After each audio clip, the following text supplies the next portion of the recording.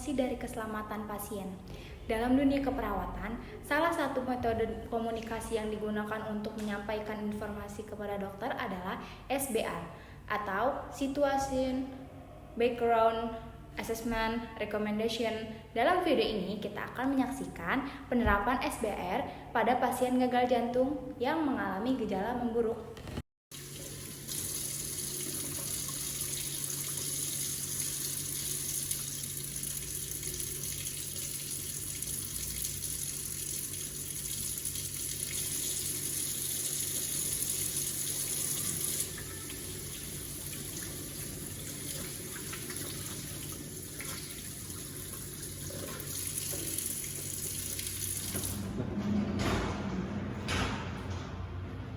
Selamat siang, Pak. Siang, Mas. Perkenalkan, nama saya Anas Fadlan yang dinas yang kali ini dari jam 2 sampai jam 9 malam. Di sini saya izin mengecek kondisi keadaan Bapak ya, Pak ya. Baik, Nas, saya sesak napas dan sudah tidur pun sulit. Baik Pak, saya akan membantu Bapak untuk tidur di Bapak itu lebih nyaman ya Pak ya. Saya akan angkat kepala Bapak yang bagian belakang ini.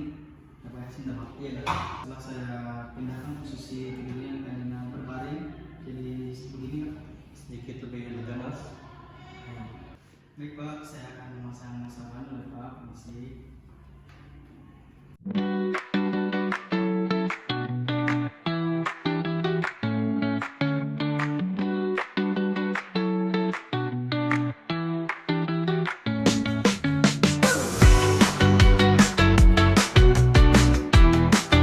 Baik Pak, saya sudah melakukan tindakan dan melakukan pemeriksaan fisik. Di sini saya akan melaporkan ke dokter saya dan Bapak jangan ragu, jangan sungkan kepada kami untuk melaporkan tentang kesehatan Bapak juga. Baik, Mas. Terima kasih.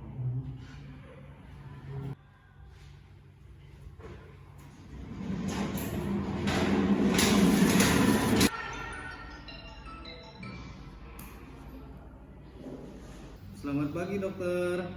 Ya, selamat pagi, Nas. Saya Anas Fadlan yang jaga di ruangan Dahlia dok.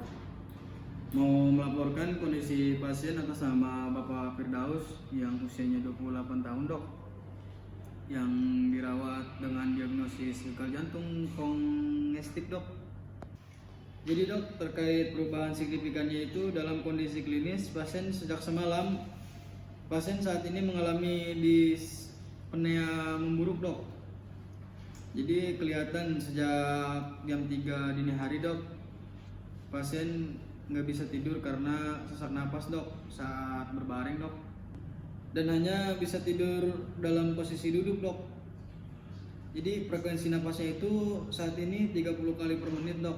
Saturasi oksigennya itu menurun jadi 91% dok tanpa alat bantu, dan juga pasien tampak gelisah, lemah, serta mengalami kelelahan ekstrim dok. Jadi saya sudah memasangkan nasal kanul dok yang oksigen 3 liter per menit.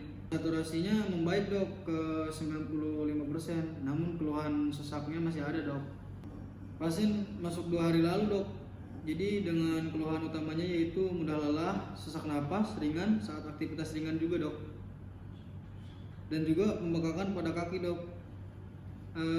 Diagnosis utamanya itu dok adalah gagal jantung kongestif dok. Kelas 3 menurut klasifikasi NIH-nya dok berdasarkan ekokardiografi dan rekam medis sebelumnya dok. Riwayat penyakitnya itu pasien meliputi hipertensi sejak 15 tahun lalu dok. Riwayat infrak miokardnya juga 2 tahun lalu, dan pasien tidak pernah rutin mengonsumsi obat antihipertensi dok maupun pengencer darah sebelum dirawat.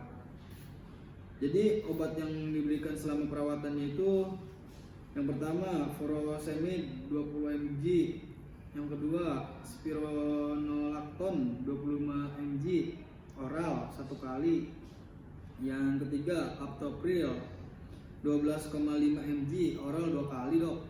Terus yang keempat ISDN 5 mg oral 2 kali. Terus yang kelima diet rendah Garam dan cairan dibatasi maksimal 1,5 liter per hari, dok. Jadi sebelumnya pasien respon cukup baik terhadap terapi, namun mulai sore kemarin pasien mengeluh, dok. Kelelahan bertambah, tidak nafsu makan, dan malamnya juga tidak bisa tidur karena napas semakin berat, dok. Jadi tanda-tanda vital terakhirnya juga, dok, tekanan darahnya 160/95 mmHg, dok. Terus nadinya 102 per menit. Respirasinya 30 kali per menit, suhunya 36,5 derajat Celcius, saturasi oksigennya itu 91% meningkat ke 95% dengan nasal kanul, dok. Terus berat badannya naik 2 kg dari saat masuk 59 kg menjadi 61 kg. Bunyi napasnya juga, dok, terdengar ronki basah bilateral, terutama di basal paru. Jadi tungkai bawah tampak edema +2 dengan piting, dok. Tidak ada nyeri dada saat istirahat, tapi pasien mengaku lelah dan takut akan kondisi jantungnya, dok. Jadi menurut saya kemungkinan besar, dok, pasien mengalami retensi cairan. Jadi retensi cairan, terus penurunan toleransi terhadap diuretik, dan mungkin ada akumulasi cairan paru. Ini juga menunjukkan kemungkinan fase dekompensasi akut dari gagal jantungnya, dok. Saya menyarankan, dok, dokter mengevaluasi pasien segera mohon pertimbangannya, dok. Yang pertama, peningkatan dosis atau frekuensi furosemid. Yang kedua, pemeriksaan laboratorium elektrolit, ureum, kreatinin. Terus yang ketiga, fototoraks untuk melihat kemungkinan edema paru. Yang keempat, jika perlu pertimbangkan monitoring ketat atau pindah ke ruangan intermediat. Jadi saya sudah pasangkan oksigen nasal 3 liter dan posisi pasien sudah semi fowler. Sudah edukasi keluarga pasien agar membantu menjaga asupan cairan dan memantau perubahan gejala. Mereka tampak kooperatif, dok, keluarganya. Oke, baik, Fadlan, laporannya sangat lengkap. Kita tingkatkan ya furosemid jadi 2 kali sehari dan segera minta lab, cek ulang lab serta rongsennya rongsen toraks. Tolong pantau juga urin pasien dan pastikan input sampai output cairan hari ini dicatat dengan lengkap ya, tolong. Baik, dok, saya langsung koordinasi dengan lab dan radiologi, dok. Saya juga akan edukasi keluarga pasien terkait pembatasan cairan, dok. Dengan komunikasi SBR, perawat dapat menyampaikan kondisi pasien secara sistematis dan jelas. Hal ini mempercepat pengambilan keputusan oleh dokter, meningkatkan koordinasi tim, dan yang paling penting menjaga keselamatan pasien. Mari ditingkatkan komunikasi klinis yang profesional dan struktur demi pelayanan kesehatan yang lebih baik. Terima kasih.